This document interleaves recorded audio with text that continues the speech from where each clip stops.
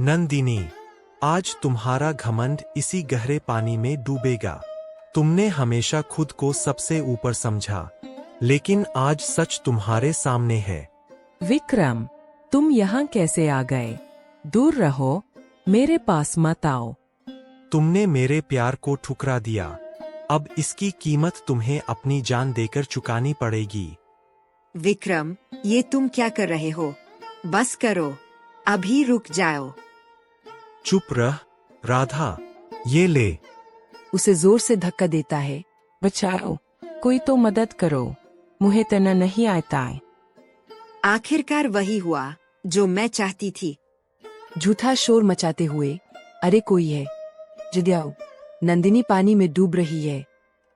नंदिनी, आज घर में पूजा रखी है, तुम जरा जंगल जाकर कुछ फूल ले आओ। बेटी, अकेली मत जाना, राधा को भी साथ ले लेना। जी पिताजी, हम तो हमेशा एक दूसरे के साथ ही रहते हैं, आप चिंता मत कीजिए। काका, आप बिल्कुल चिंता मत कीजिए, मैं नंदिनी को कभी अकेला नहीं छोड़ूंगी।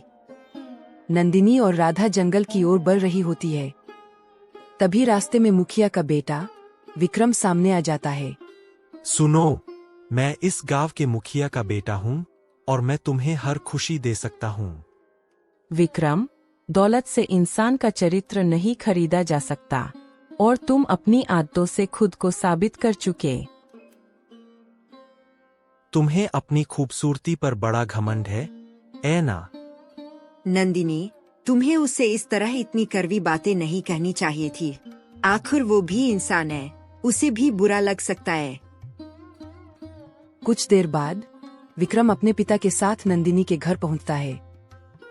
सुखदेव जी, मेरा बेटा आपकी बेटी का हाथ मांग रहा है। आप इस रिश्ते के बारे में क्या सोचते हैं? मुखिया जी, रिश्ते सिर्फ बराबरी से नहीं, बल्कि अच्छे संस्कारों और चरित्र से तय होते हैं।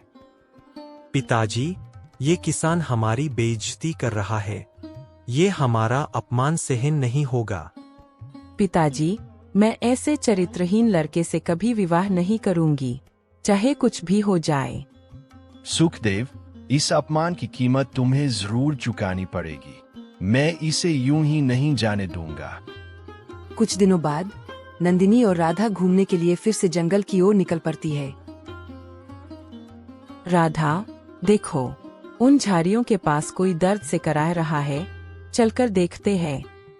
अरे, ये तो किसी राजकुमार जैसा लग रहा है, पता नहीं कौन है ये।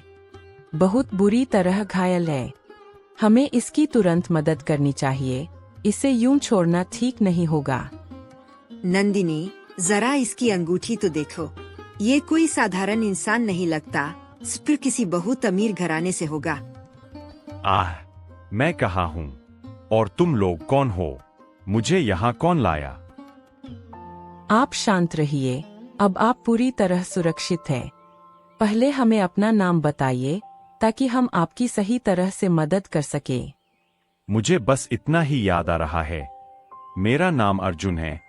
इसके अलावा सब कुछ धुंधला सा लग रहा है, जैसे मेरी याददाश्त खो गई हो। कोई बात नहीं, हम इसका पूरा ध्यान रखेंगे और इसका सही इलाज करके इसे जल्द ठीक कर देंगे।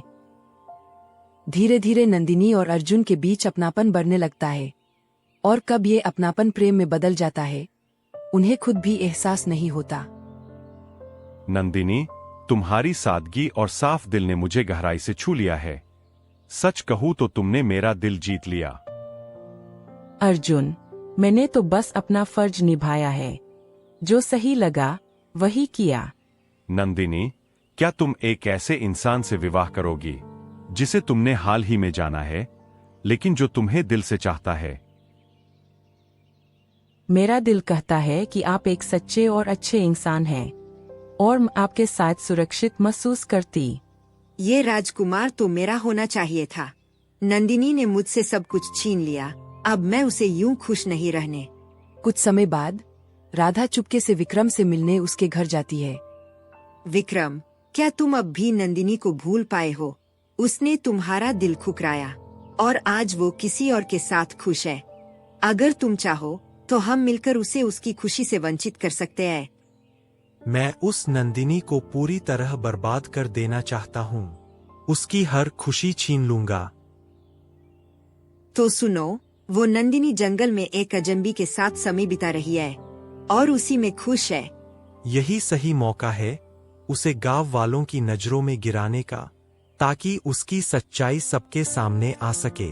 विक्रम चाल चलते हुए पूरे गांव में खबर फैलाता है और पंचायत बुला लेता है, जहां गांव वाले और नंदिनी के पिता सुखदेव भी पहुंच जाते हैं। देखो गांव वालों, ये है सुखदेव की संस्कारी बेटी का असली सच। आज सबके सामने इसकी सच्चाई उजागर होगी। नंदिनी, ये मैं क्या देख रहा हूँ? क्या सच में ये सब सही है? पिताजी, ये बहुत बुरी तरह घायल थे। हमने तो बस इनकी जान बचाई और इनकी मदद की, इसके अलावा कुछ भी नहीं। हाँ काका, नंदिनी और अर्जुन एक दूसरे से प्रेम करते हैं।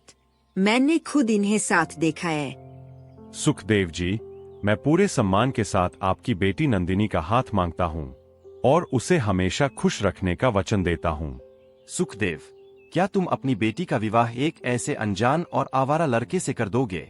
लड़का तुम्हारे बेटे से कहीं ज्यादा बेहतर और सच्चा इंसान है, और इसका विवाह नंदिनी से अभी इसी वक्त होगा। इसके बाद सुखदेव पूरे गांव के सामने धूमधाम से नंदिनी और अर्जुन का विवाह करवा देता है। नंदिनी, अब मैं यही तुम्हारे साथ रहकर खेती करूंगा और एक सादा, सच्चा जीवन जीना चाहता हूँ। आप मेरे जीवन का सबसे अनमोल उपहार है। आपके साथ ही मेरी दुनिया पूरी होती है। नंदिनी और अर्जुन की खुशी राधा से बर्दाश्त नहीं होती और एक दिन वह फिर से विक्रम के पास जाती है। विवाह तो हो चुका है, अब वह पूरी तरह अर्जुन की बन गई है। लेकिन जब तक वह हमारे बीच है, हमारे रास्ते कभी साफ नहीं होंगे। इसलिए अब हमें कोई बड़ा कदम उठाना ही होगा। अगर हमें अपनी मंजिल पानी है तो उसे रास्ते से हटाना पड़ेगा। कल मैं उसे किसी बहाने से अकेले तालाब तक ले जाऊंगी। तुम बस पहले से तैयार रहना, मौका मिलते ही काम पूरा करना होगा। फिर राधा नंदिनी के पास जाती है और मुस्कुराते हुए कहती है, नंदिनी, चलो ना, आज बहुत दिन हो गए, तालाब के पास साथ बैठते हैं। नंदिनी उसकी बात मानकर उसके साथ चल पड़ती है और राधा उसे बहाने से तालाब के पास लेकर आ जाती है। बचाए, कोई है? अर्जुन, पिताजी, मुझे बचाए, मुझे इतना नहीं आता है। नंदिनी, आंखें खोलो, मैं आ गया हूँ, हिम्मत मत हारो। मेरी बच्ची नंदिनी, आंखें खोल बेटा, मुझे छोकर मत जा। मर गई। अब हमारे खिलाफ कोई सबूत नहीं बचेगा। अब कोई भी हम पर शक नहीं करेगा। तभी वहां अचानक राजगुरु सैनिकों के साथ आ पहुंचते हैं। ठहरो, राजकुमार अर्जुन मिल गए हैं। मेरे पुत्र, तुम यहाँ इस हाल में कैसे पहुँचे? हमने तुम्हें हर जगह ढूंढा, पर तुम कहीं नहीं मिले। पिताजी, देखिए, इन्होंने मेरी पत्नी के साथ क्या किया है। मेरी नंदिनी को मुझसे छीन लिया। इन्हें इसकी सजा मिलनी ही चाहिए। चिंता न करे राजकुमार, सत्य छिप नहीं सकता। मैं अभी सबके सामने पूरा सच प्रकट करता हूँ। राजगुरु मंत्र पढ़ते हुए, स्मृति जागृत भव। हे राजकुमार, तुम्हारी भूली हुई यादें अब लौट आए। मुझे सब याद आ गया। विक्रम, तूने मेरी नंदिनी को मारा है। मैं तुझे इसके लिए कभी माफ नहीं करूंगा। सैनिकों, इस विक्रम को तुरंत कैद कर लो। इसके अपराध की सजा अब इसे हर हाल में भुगतनी होगी। महाराज, मुझे माफ कर दीजिए। इस अपराध में मैं अकेला नहीं था। किसी और ने भी मुझे इसके लिए उकसाया था। क्या मतलब? सच सच बता विक्रम, तेरे साथ और कौन था? किसने तुझे इस घिनौने काम के लिए उकसाया? राधा, उसी ने मुझे उकसाया था। उसी ने ये पूरी साजिश रची थी और मुझे इस रास्ते पर धकेला। झूठ बोल रहा है ये। मैं तो नंदिनी की सच्ची सहेली हूँ। मैं भला उसके साथ ऐसा कैसे कर सकती हूँ? राधा, मुझे सब पता था। मेरी याददाश्त कभी गई ही नहीं थी। मैं बस सच सामने आने का इंतजार कर रहा था। मैं बस ये देखना चाहता था कि कौन मेरा सच्चा मित्र है और कौन मेरा शत्रु। नंदिनी पीछे से खड़ी होकर आगे आते हुए, और तुमने अपनी ही सहेली को मारने की कोशिश की। राधा, क्या यही तुम्हारी दोस्ती थी? नंदिनी, तुम जिंदा हो, ये कैसे संभव है? राजगुरु की औषधियों ने मुझे डूबने के बाद भी बचा लिया। ईश्वर की कृपा से मैं फिर से जीवित हूँ। राधा, ईर्ष्या ने तुम्हारी बुद्धि को पूरी तरह भ्रष्ट कर दिया। तुमने दोस्ती और विश्वास दोनों को धोखा दिया है। अर्जुन, मैं तुमसे सच्चा प्रेम करती थी। मैं तुम्हें किसी और का होते हुए नहीं देख सकती थी। मैं तुम्हें खोना नहीं चाहती थी। ये प्रेम नहीं, स्वार्थ है राधा। सच्चा प्रेम कभी किसी की जान लेने की सोच नहीं रखता। विक्रम और राधा, तुम दोनों ने विश्वास, मित्रता और मानवता का घोर अपराध किया है।